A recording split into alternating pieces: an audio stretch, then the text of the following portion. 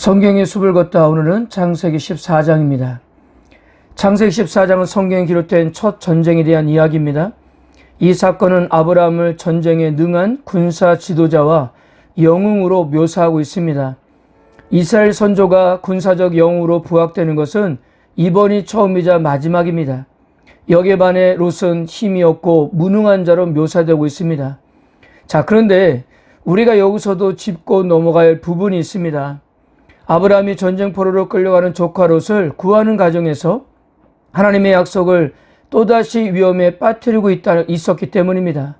만에 하나요, 그가 이 전쟁에서 죽는다면 하나님의 약속은 어떻게 되겠느냐 하는 것입니다. 실제로 전투의 규모를 보아도 아브라함이 이기고 돌아오는 것은 기적적인 일이었습니다.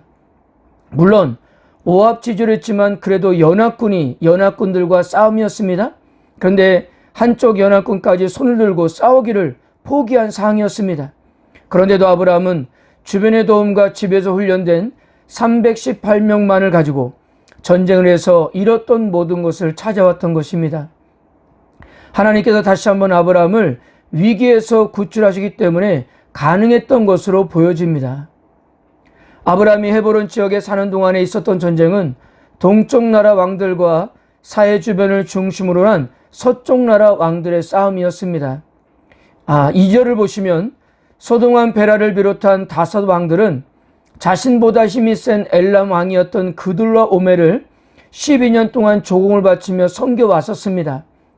그러다가 어떤 이유였는지 모르지만 13년째 서쪽에 있는 5 왕들이 배반을 해 독립을 선언했습니다. 그러자 엘람 왕 그둘라 오멜은 동쪽 왕들과 연합해서 5절을 보면 1년 동안 전쟁을 준비한 후에 사해 아래 위치한 시띵 골짜기까지 내려와 전쟁을 하게 되었습니다.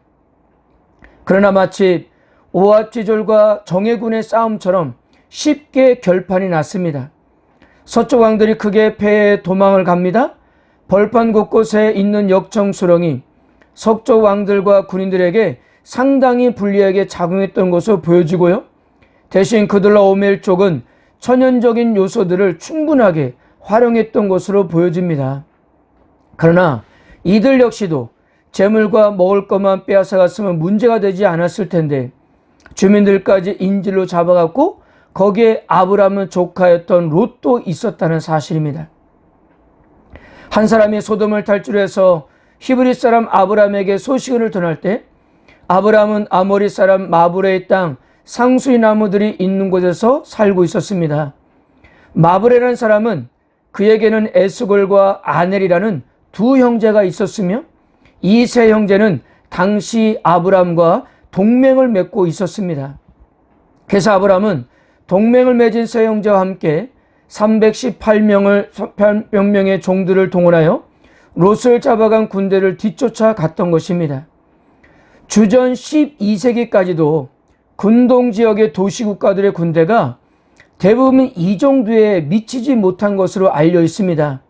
물론 동쪽 연합군의 군대에 비해서는 형편이 없었지만 그러나 당시 아브라함이 이 정도의 사람을 동원할 수 있었던 것은 바로 그의 재력과 능력이 어느 정도인가를 우리에게 보여주고 있는 겁니다. 아브라함은 벌써 가나안에서 상당한 세력을 가진 자로 자리를 굳혀가고 있었던 것입니다. 그럼 여기서 창세기자가 아브라함이 동원한 사람이 318명이라고 밝히는 것에는 아마도 두 가지의 이유가 있을 것 같습니다. 첫째, 이 세부적인 사실을 제시함으로써 이 사건이 실제로 있었던 역사적 사건이라는 사실을 알리고 싶었던 것입니다. 그리고 둘째는 아브라함이 비록 318명의 사람을 동원할 수 있다 해도 동쪽에서 온 연합군에 비해 형편없이 작았습니다. 그런데도 만약 승리를 했다면 하나님께서 그와 함께 하시기 때문이라는 사실을 말하고 싶었던 것입니다. 이 전쟁은 하나님께서 도우시는 전쟁이었다는 거예요. 결국 아브라함은 밤새 적들을 공격해서 동쪽 왕들이 빼앗아갔던 모든 것을 다시 찾아올 수가 있었습니다. 아울러 롯과 그의 재산도 모두 찾아왔습니다. 이렇게 해서 아브라함은 조카 롯에게 다시 한번 축복의 통로가 되었습니다. 영적으로 보면요, 롯이 이렇게 사로잡혀 가게 된 원인은 다른 것이 아니었습니다. 그동안 그가 누리던 복의 근원인 아브람을 떠나 소돔과 고모라의 지역에 살았기 때문입니다. 아브람과 같이 있는 자는 복을 받을 것이지만 아브람을 떠나는 자는 소돔과 고모라와 같이 될 것이기 때문이에요. 이런 사건을 통해 볼 때 소돔은 롯의 거처로 적절하지 못함을 암시하고 있는 겁니다. 이미 창세기 13장은 여기에 대해서 두 차례나 말씀했습니다. 창세기 13장 10절 여호와께서 소돔과 고모라를 멸하시기 전이었으므로, 창세기 13장 13절 소돔 사람은 여호와 앞에 악하며 큰 죄인이었더라.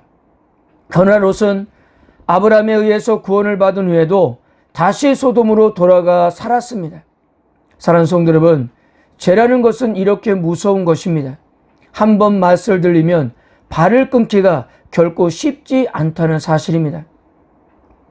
아브람은 롯뿐만 아니라 전쟁의 배에 끌려가던 모든 사람에게 해방과 자유의 축복을 안겨주었습니다. 아브람은 그들에게도 복의 근원이 되고 있는 것입니다. 자, 그러나 중요한 것은 이것입니다. 아브람이 이들의 복의 근원이 되는 배경에는 죽음을 각오하고 비장한 결단과 용기가 있었다는 사실입니다. 그는 생명을 담보로 싸우고 돌아온 길입니다. 우리도 누군가에게 복의 근원인 사명을 감당하기 위해서는 희생을 감수할 수밖에 없다는 사실을 믿으시길 바랍니다. 아브람이 이렇게 전쟁에 승리하고 돌아오는 길에 두 사람을 만납니다. 한 사람은 멜기세덱이었고 한 사람은 소돔의 왕이었습니다. 그런데 이 왕들을 대면하는 아브람의 태도가 매우 대조적입니다. 멜기세덱에게는 매우 따뜻하고 깍듯이 대하는 반면 소돔 왕에게는 냉소적인 반응을 보입니다. 아브람이 맨 처음 만난 왕은 멜기세덱이었습니다. 그는 살렘의 왕이었고 그의 이름을 불이하면 의로운 왕이라는 뜻입니다. 그리고 그는 지극히 높으신 하나님의 제사장으로 소개되어 있습니다. 바로 멜기세덱은 여호와 하나님의 제사장이었던 것입니다. 자, 우리는 대개 이 시대에는 아브람 외에 하나님을 믿는 자들이 없었던 걸로 그렇게 생각할 수 있지만요. 그러나 본문을 통해서 아브람 시대에도 그의 가족 외에 하나님을 섬기는 사람들이 있었다는 사실을 이렇게 증명해 주고 있습니다. 제사장이란 말도 성경에서 처음으로 사용되고 있는데요. 여러분 한번 생각해 보세요. 제사장이 있었다면 누가 또 있겠습니까?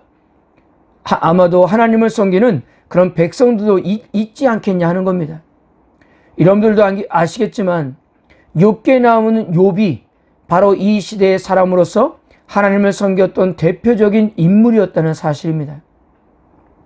멜기세덱은 아브람에게 빵과 포도주를 주었습니다. 전쟁에서 돌아오는 아브람에게 식사를 대접하는 것으로 이해될 수 있습니다. 그리고 높으신 하나님의 이름으로 복을 빌었고요. 또 아브람에게 전쟁의 승리를 주신 가장 높으신 하나님을 찬양할 것을 권면했습니다.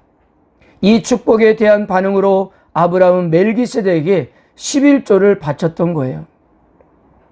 성경의 멜기세덱의 언급은 이 사건과 시편을 제외하면 신약 히브리서가 유일합니다. 이처럼 구약에서도 희미한 존재인데도 히브리서 기자는 예수 그리스도를 제2의 멜기세덱으로 묘사하고 있습니다. 히브리서 7장 1절에서 4절 보면 그는 이렇게 표현합니다. 그는 첫 번째 평강의 왕이라고 했고, 두 번째 지극히 높으신 하나님의 제사장이라고 했고, 세 번째는 아브라함에게 복을 빈 자라고, 네 번째는 의의 왕은 등으로 정의하면서 예수님과 연결을 하고 있음을 우리는 확인해 볼 수가 있습니다. 아브라함이 돌아오는 길에 만났던 두 번째 왕은 소돔 왕이었습니다. 21절에 보면 소돔 왕은 아브라함에게 소돔의 백성을 제외한 모든 것을 가지라고 했습니다. 소돔 왕은 하늘의 신성한 복을 빌어주었던 멜기세덱과는 달리 세상의 복을 아브라함에게 주려 했습니다. 여기 아브라함은 소돔 왕에게 속한 것은 실한 옥이라나 신발끈 하나도 갖지 않겠다고 단호하게 거절했습니다. 아브라함이 이렇게 단호하게 거절했던 것은 세 가지의 의미가 있다고 생각합니다. 첫째, 아브라함은 이 세상의 복을 추구하지 않은 사람이었기 때문입니다. 그는 신성한 하늘의 복을 추구하는 자였기에 멜기세덱의 축복은 받았지만 세상의 것을 제시하는 소돔왕의 복은 거부했던 거예요. 우리가 이 땅을 살면서 어떤 복을 추구하고 있는가를 반성하게 하는 대목입니다. 둘째, 아브라함은 하나님이 그를 존귀하게 해주실 때를 사모하고 있었습니다. 여러분 한번 생각해 보세요. 어떻게 보면 아브라함은 이 전쟁을 통해서 절호의 기회를 얻었다고 볼 수 있는 겁니다. 그는 현재 그 지역의 유지였을 뿐만 아니라 인질로 잡혀갔던 모든 사람들의 은인이 되었습니다. 이제 주변의 왕들도 함부로 할 수 없는 존재가 되었어요. 말대로 얼마든지 그 지역의 권력을 다 잡을 수가 있었을 것입니다. 그렇다면 몇백 년 기다릴 필요 없이 하나님의 약속의 자신을 통해 쉽게 성취되는 것이 아니겠습니까? 그러나 아브라함은 이것을 거부하고 있는 거예요. 그것은 하나님의 방법이 아니었기 때문입니다. 그는 하나님께서 당신의 방식에 따라 주시는 기회를 기다릴 뿐 스스로 하나님을 앞서가지는 않았다는 것입니다. 여러분, 만약에 우리가 지금의 아브라함처럼 이런 기회가 얻었다고 한다면, 그런 절호의 찬스가 앞에 놓였다고 한다면 과연 우리는 어떻게 행동할 수 있을까요? 셋째, 소돔의 모든 사람들과 짐승들은 이제 곧 멸망당하게 될 것이기 때문이었습니다. 소돔의 종말은 하나님께서 구약시대에 간혹 요구하셨던 진멸의 한 예라고 우리는 볼 수 있는 겁니다. 진멸이 선포되면 남녀노소 할 것 없이 그들의 소유했던 모든 것이 다 멸해야 했습니다. 그러므로 아브라함이 이들의 재산을 거부하는 것은 앞으로 소돔에 임할 진멸을 경고하는 듯 우리는 그렇게 볼 수 있는 것입니다. 사랑하는 성도 여러분, 아브라함은 롯을 구하려는 일념으로 위험을 감수했고 그 결과 목적을 잘 이루었습니다. 멜기세덱의 말처럼 하나님의 도우심으로 가능했던 전쟁이었습니다. 그것으로 충분했던 거예요. 솔직히 소돔왕의 제안은 당연한 것이었어요. 자신의 수고와 위험을 감수했던 일이기 때문입니다. 그러나 아브라함은 그런 부수적인 이익에 욕심을 부리지 않았습니다. 오히려 탈취물의 11조를 멜기세덱에게 주었던 것입니다. 이런 모습은 바로 그에게는 하나님 한 분으로도 충분하다고 믿었기 때문이에요. 사랑하는 성도 여러분, 우리 역시도 아브라함처럼 이 세상의 복이 아닌 하늘의 신령한 복을 바라보는 삶이 되었으면 합니다. 하나님 한 분으로도 충분하다고, 하나님의 한 분만으로도 자족할 수 있는 우리 모두가 되시기를 바랍니다. 오늘도 그런 은혜로 함께 하시기를 주님의 이름으로 축복합니다.